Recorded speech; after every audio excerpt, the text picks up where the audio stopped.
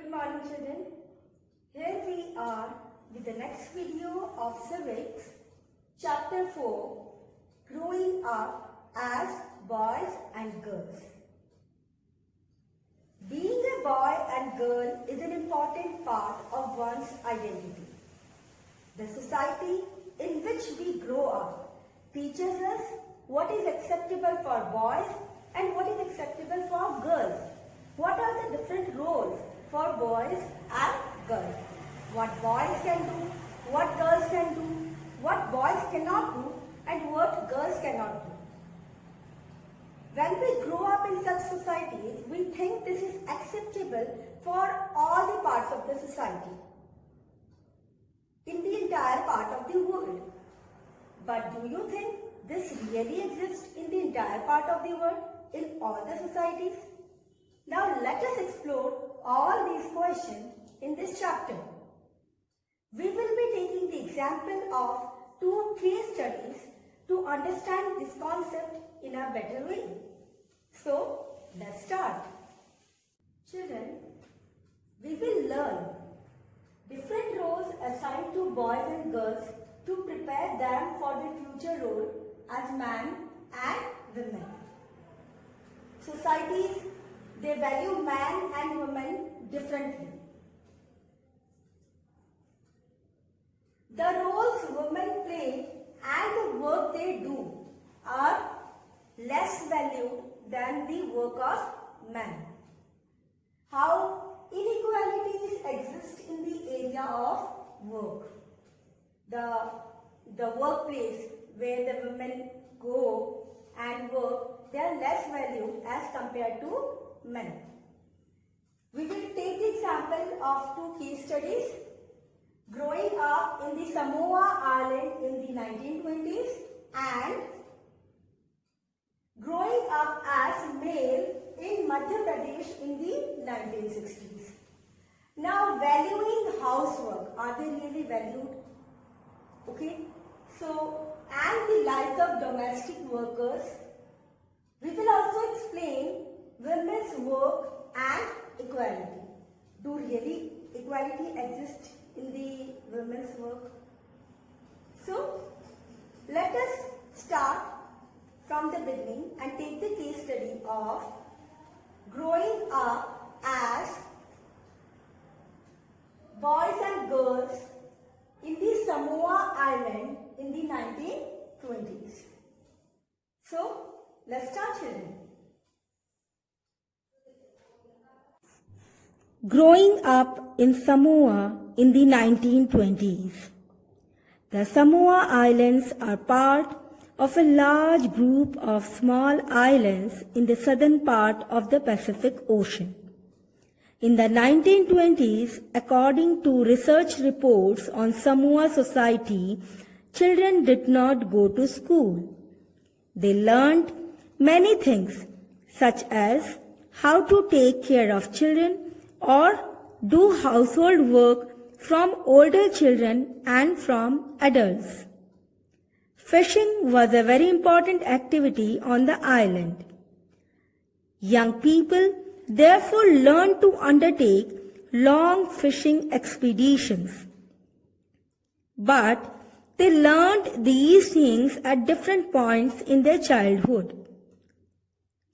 As soon as babies could walk, their mothers or other adults no longer looked after them.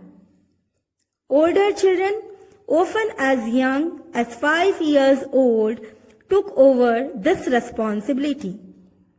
Both boys and girls looked after their younger siblings, but by the time a boy was about 9 years old, he joined the older boys in learning outdoor jobs like fishing and planting coconuts. Girls had to continue looking after small children or do errands for adults till they were teenagers. But once they became teenagers, they had much more freedom.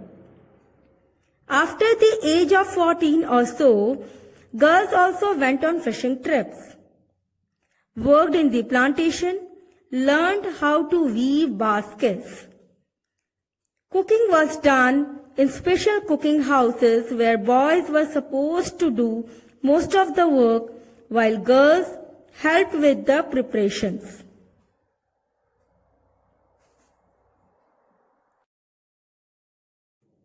Children, in this chapter, Growing Up as Boys and Girls, they have given you another case study. That is, growing up as male in Madhya Pradesh in the 1960s.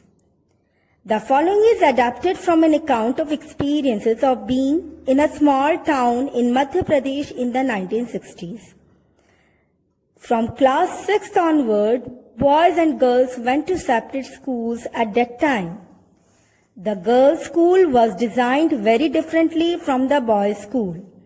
They had a central courtyard where they played in total seclusion and safety from the outside world.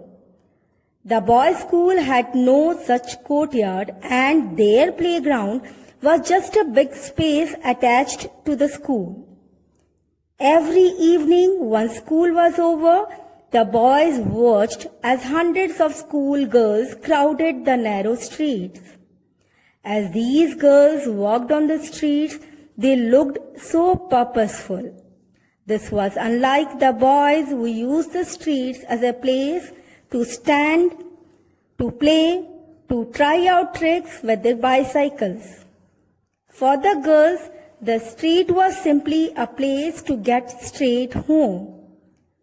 The girls always went in groups, perhaps because they also carried fears of being teased or attacked. Children, after discussing these two examples above, we realized that there are many different ways of growing up. Often, we think that there is only one way in which children grow up. This is because we are most familiar with our own experiences.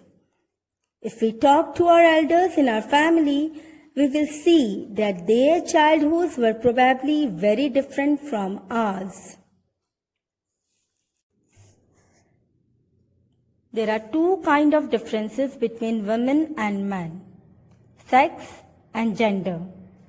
Sex refers to the physical and biological differences between females and males. It is a natural difference, but gender is not so. It means socially constructed differences between the two sexes.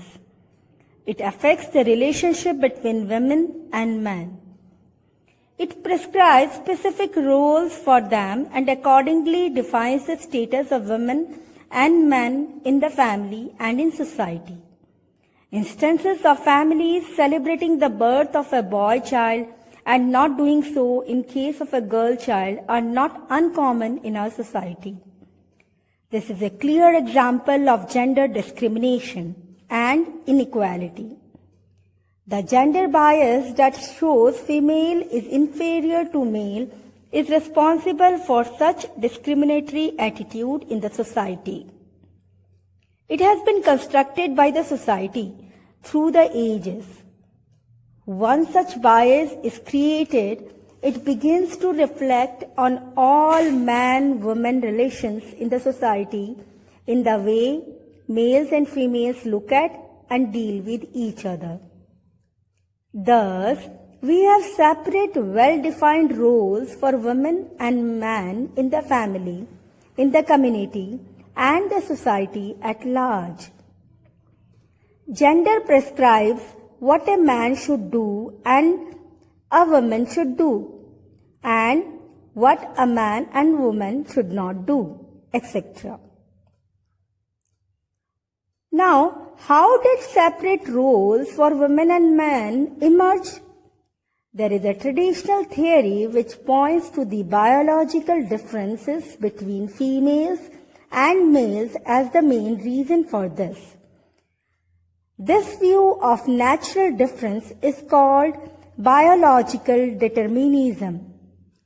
It insists that certain behaviors are unchangeable and so justified.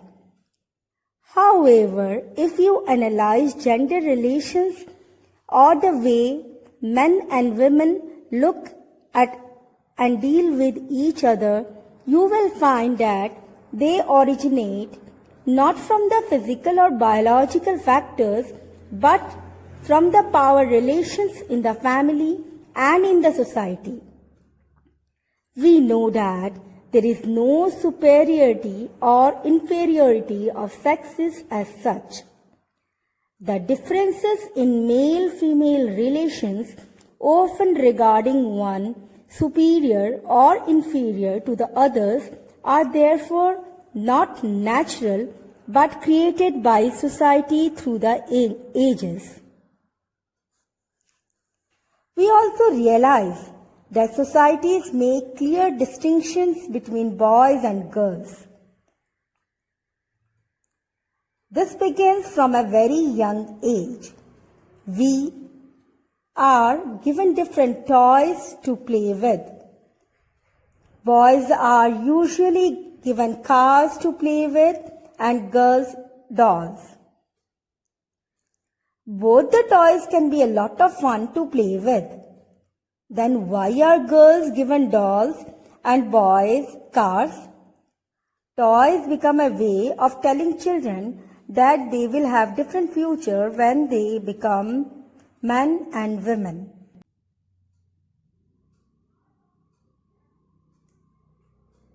So children, this difference is created in the smallest and most everyday things. How girls must dress, what games boys should play, how girls need to talk softly or boys need to be tough. All these are ways of telling children what would be their roles in future when they grow up as men and women. Later on, this affects our choice of subject in studies in future and even our careers that we choose. So children, this is all for today's session. We'll discuss more about this chapter in the next video. Till then, goodbye.